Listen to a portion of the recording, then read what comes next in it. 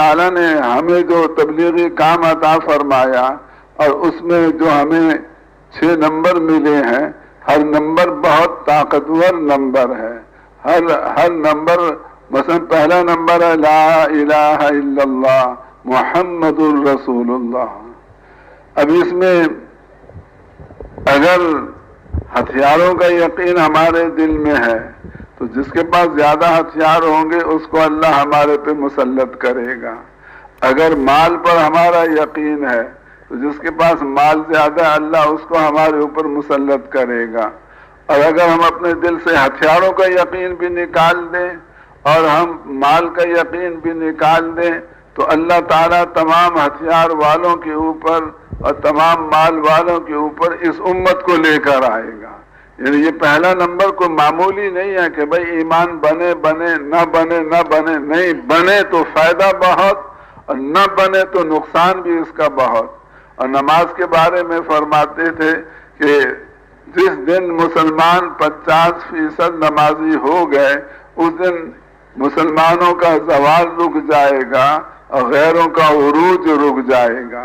اور جس دن مسلمان 51% آدھے سے زیادہ نمازی ہو گئے اس دن اللہ تعالی مسلمانوں کا عروج شروع فرما دیں گے اور غیروں کا زوال شروع ہو جائے گا. تو اس لیے نماز کو ہم معمولی سمجھتے ہیں، نماز بہت طاقتور عمل ہے. اتنا طاقتور ہے کہ اس کے سامنے کوئی کھڑا نہیں ہو سکتا. اور جس دن مسلمان آدھے سے زیادہ نمازی ہو گئے مسلمانوں کی دنیا کا عروج شروع ہو جائے گا اور غیروں کا زوال شروع ہو جائے گا. اللہ کا علم، سارے انسانوں کے پاس جو انسانی علوم ہیں وہ اللہ کے علم کے سامنے کوئی حیثیت نہیں رکھتے. واللہ یعلم وانتم لا تعلمون، اللہ جانتا ہے اور تم نہیں جانتے. انسانی علوم اللہ کے علم کے سامنے جہالت ہے یا علم نہیں ہے. جہالت 2 چیزوں کا نام ہے، ایک نہ جاننا، ایک غلط جاننا. ایک آدمی سے پوچھتے ہیں آپ شعر کو جانتے ہو؟ اس نے کہا کہ ہاں میں نہیں جانتا شعر کو. یہ نہ جاننے والا بھی شعر کا جاہل. ایک سے پوچھا کہ آپ جانتے ہو شعر کیسا ہوتا ہے؟ اس نے کہا ہاں کیسا ہوتا ہے؟ ایک چیونٹی جا رہی تھی، کہنے لگا یہ شعر جا رہا ہے. وہ چیونٹی کو شعر سمجھتا ہے. تو یہ غلط جاننا یہ بھی جہالت ہے. تو اب ساری دنیا کے انسان جتنے انسانی علوم والے ہیں وہ سب غلط جانتے ہیں. کیا غلط جانتے ہیں؟ وہ یہ جانتے ہیں کہ جہاں سے ہوتا ہوا نظر آ رہا ہے وہاں سے ہو رہا ہے، حالانکہ حقیقت یہ ہے کہ وہاں سے نہیں ہو رہا، ایک اللہ سے ہو رہا ہے. تو یہ سارے انسان غلط جانتے ہیں، اس لیے ان کا علم اللہ کے نزدیک جہالت ہے اور اللہ کا علم کل ہے. اللہ کے علم کے سامنے انسانی علوم کوئی حیثیت نہیں رکھتے. اسی وجہ سے رسول پاک علیہ الصلوۃ والسلام نے صحابہ میں سے کسی صحابی کو ان دنیا کے ملکوں میں نہیں بھیجا کہ دنیاوی علوم وہاں کے سیکھ کر آؤ. سب کو قرآن حدیث میں لگایا اور قرآن حدیث کی طاقت کو اللہ سے صحابہ نے ظاہر کروایا. اللہ کا ذکر بھی بہت بڑی طاقت ہے، اتنی بڑی طاقت کہ رسول پاک علیہ الصلوۃ والسلام آرام فرما رہے تھے. ایک سفر میں درخت کے نیچے پہاڑی پاس اس کی چوٹی پہ ایک کافر وہ نیچے اترا اور تلوار حضور کی اتار کر درخت سے نیام سے نکال کر، اب وہ حضور کو سوتے ہوئے قتل کر سکتا تھا لیکن اس نے یہ سوچا کہ میں کچھ حضور کا مذاق اڑاؤں اور پھر بعد میں قتل کروں گا. خود ہی حضور کو اٹھا دیا. اب رسول پاک علیہ السلام اٹھے تو آپ دیکھ کر حیران ہو گئے کہ سامنے دشمن کھڑا ہے، اس کے ہاتھ میں میری تلوار ننگی ہے اور یہاں کوئی مجھے بچانے والا بھی نہیں. لیکن آپ کے دل میں اللہ کا دھیان 100% ہر وقت موجود رہتا تھا. آپ کا دھیان دل میں اللہ کا دھیان کیا تھا کہ یہ انسان اللہ کا پیدا کیا ہوا ہے، اس کے جسم کے ہر حصے کی نقل و حرکت اللہ کے حکم سے ہے اور اللہ جو چاہیں گے اس کے ساتھ وہ ہوگا.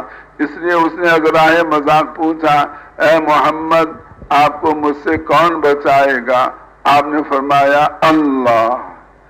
اللہ کے دھیان کے ساتھ جب زبان سے اللہ نکلا، اللہ نے فوراً اس کے دل میں حضور کا رعب ڈال دیا، اس کے دونوں ہاتھ کانپنے لگ گئے، تلوار نیچے گر گئی، حضور نے اٹھایا، فرمایا تمہیں مجھ سے کون بچائے گا؟ تو معافی مانگنے لگا کہ آپ معاف کر دیں، میرے سے غلطی ہو گئی۔ تو اللہ کا ذکر اگر کسی کو نصیب ہو جائے اس کی حقیقت، تو ساری دنیا کے ہتھیار بھی لے کر آ جائیں، ہتھیار والوں کو اللہ ایسے فیل فرمائے گا جیسے اس تلوار والے کو حضور کے سامنے اللہ نے فیل فرمایا تھا۔ چوتھا نمبر ہمارا اکرام مسلم، مسلمان پہلے مسلمان کو لوٹتا ہے، پھر غیر بھی مسلمانوں کے لوٹنے میں لگ جاتے ہیں۔ مسلمان پہلے مسلمان کو مارتا ہے، پھر غیر بھی مسلمانوں کو مارنے لگ جاتے ہیں۔